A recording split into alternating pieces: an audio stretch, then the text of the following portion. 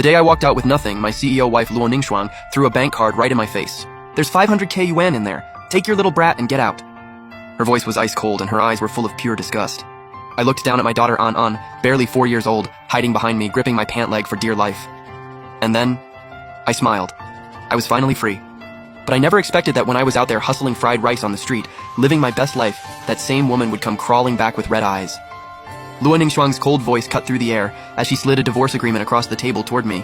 There she was, arms crossed, looking at me like I was trash. And honestly, I was. I'd been transmigrated into a power fantasy novel, stuck in the body of a useless live-in son-in-law who shared my exact name. The original guy was a deadbeat orphan. 3 years of marriage and all he did was mooch off her and cause drama. Completely worthless. His only contribution? Fathering little Gu Anan. And now that old man Luo, the only one who had my back, had passed. The first thing Luo Ningxuang did was kick me to the curb. I picked up the pen, didn't even glance at it, and signed my name at the bottom, clean and quick, no hesitation. Luo Ningxuang's perfectly shaped brows furrowed slightly. She clearly didn't expect me to go along with it so easily. In her mind, I was supposed to beg and cry and cling to her legs, begging her not to leave me like some desperate lapdog. Too bad, I wasn't that guy. Before transmigrating, Gu Chen was a corporate drone grinding himself into the ground, always working overtime or on his way to work overtime. His one dying wish? To come back next life and do absolutely nothing. Well, the opportunity was here. Luo Ningxuang pulled a bank card from her designer bag, flicked it with her finger, and it slid across the sleek table, stopping right next to my hand. 500k yuan. Pin is Anan's birthday. Take the money, take your brat, and disappear from my life. Right now.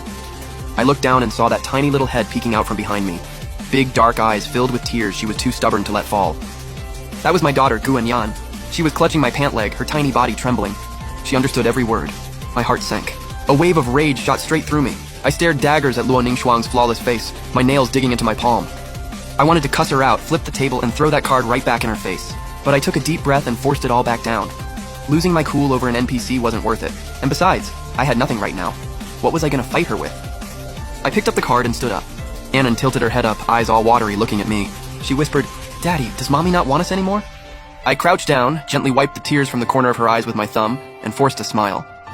"Mommy's not throwing us away. Daddy's just taking Anan somewhere way more fun." I scooped her tiny body into my arms, light as a feather. My heart completely melted. This was my daughter. From today on, it was just the two of us.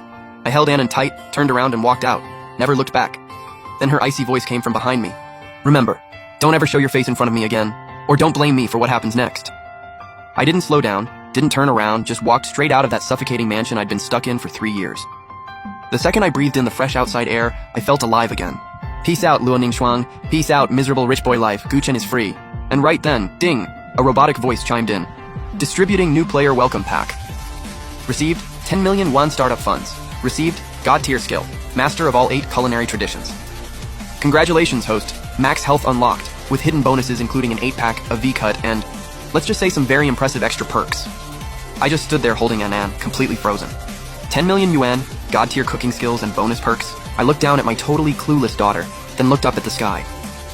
Was this happiness hitting just a little too fast? I stood at the entrance of the villa complex, still a bit dazed. Then my phone buzzed. A text. I opened it. Dear valued customer, a deposit of 10,000 yuan has been received. Current balance, 500,000 yuan. Luo Ningxuang's 500k plus the system's 10 million. I stared at that string of zeros and my heart literally skipped a beat. Before transmigrating, I'd kill myself for a few thousand yuan in overtime. Now I was a multimillionaire. Anan whispered from my arms, her tiny hands clutching my collar, a hint of worry in her voice. "Daddy, where are we going?"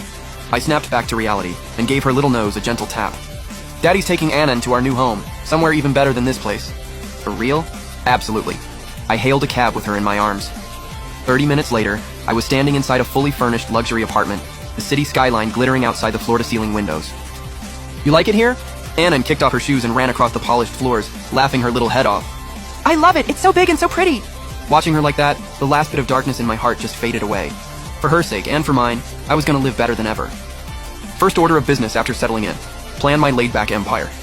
10 million sounds like a lot, but in a city like this, you can burn through it faster than you'd think. I needed something to do, nothing too exhausting, nothing too competitive.